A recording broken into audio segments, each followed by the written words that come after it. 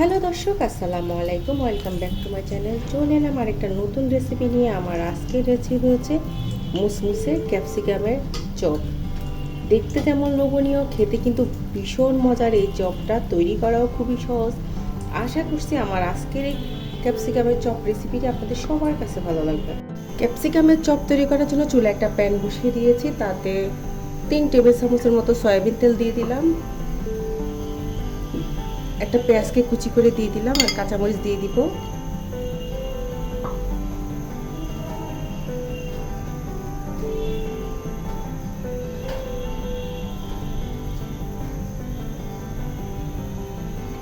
এরপর দিয়ে দিচ্ছি সামান্য হলুদের গুঁড়ো। যেহেতু আগে মরিচ দিয়েছি, তারপর সামান্য একটু মরিচের গুঁড়ো দিয়ে দিচ্ছি।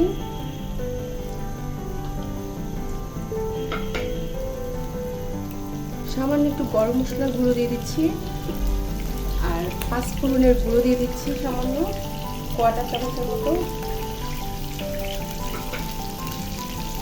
স্বাদ মতো লবণ দিয়ে দিলাম।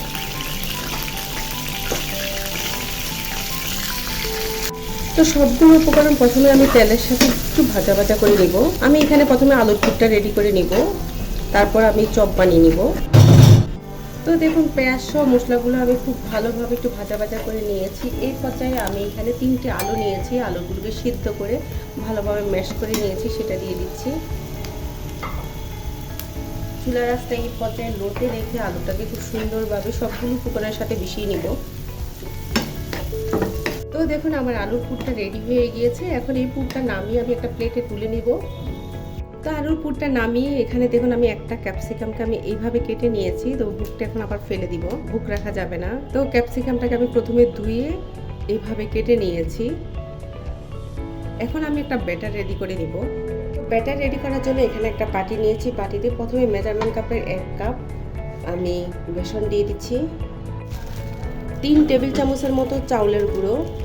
এটা আমার বাসায় করা চালের গুঁড়ো। আমি এইভাবে প্যাকেজিং করে চালের গুঁড়ো রেখে দিই ডিপ ফ্রিজে। এরপর দিয়ে দিচ্ছি 2 টেবিল চামচ কর্নফ্লাওয়ার,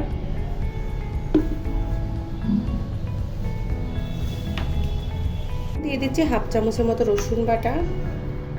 এরপর দিয়ে দিচ্ছি 1/4 চামচের মতো হলুদের গুঁড়ো, 1/4 চামচের মতো মরিচের গুঁড়ো,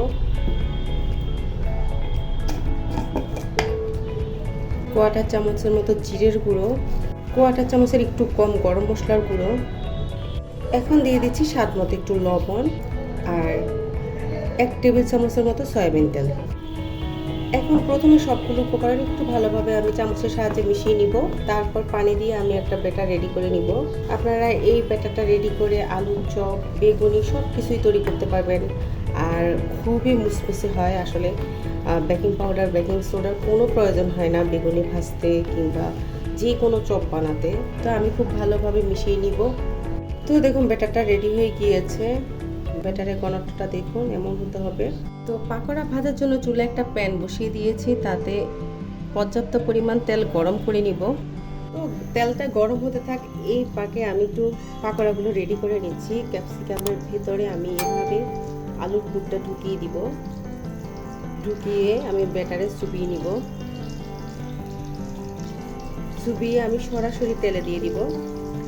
তো দেখুন, আমি তেলে দিয়ে দিয়েছি। তো এভাবে আমি সবগুলো চপ দিয়ে দিব। তো দেখুন, সবগুলো ক্যাপসিকামের চপ দিয়ে দিয়েছি। এখন হালকা হাতে একটু উল্টে দিব।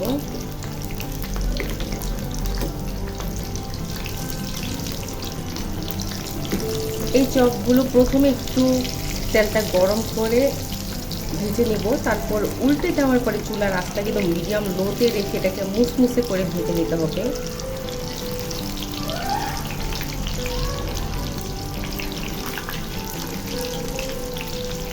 তো এখন আমি চুলার আঁচটা মিডিয়াম লোতে করে দিব, করে এটাকে মুসমুসে করে ভেজে নিব।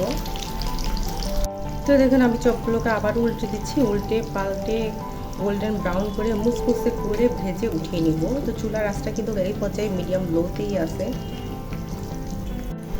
তো দেখুন, ক্যাপসিকামের চপগুলো আমার মুসমুসে করে ভাজা হয়ে গিয়েছে। আমি সবগুলো প্লেটে উঠিয়ে নিচ্ছি। তো তো আমার আজকের এই ক্যাপসিকামের চপ রেসিপিটি আপনাদের কাছে কেমন লেগেছে, ভালো লাগলে অবশ্যই একটা লাইক দিবেন আর আমার চ্যানেলটিকে সাবস্ক্রাইব করবেন। আজ তাহলে এই পর্যন্ত, সবাই ভালো থাকবেন, আল্লাহ হাফেজ।